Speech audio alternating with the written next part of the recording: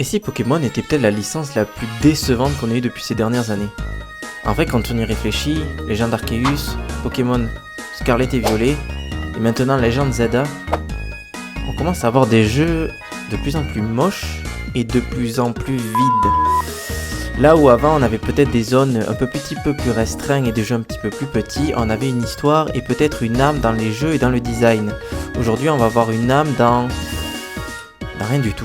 En fait on va avoir des jeux moches et des zones juste remplies de Pokémon qu'il faut capturer ou affronter. Alors le système de combat se révolutionne un petit peu et l'histoire des jeux est un peu plus étoffée, mais aujourd'hui l'espoir des fans est très grande.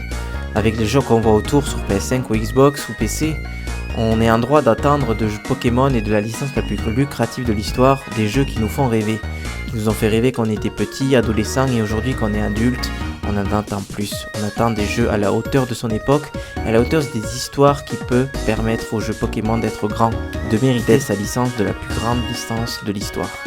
Malheureusement aujourd'hui on se contacte du minimum et on est sur des jeux très restreints. Et vous, êtes-vous déçu par la licence Pokémon et surtout par Game Freak? Dites-moi-le en commentaire, abonne-toi surtout à Psycho Game, n'hésite pas à liker cette vidéo pour d'autres vidéos. Je te dis ciao.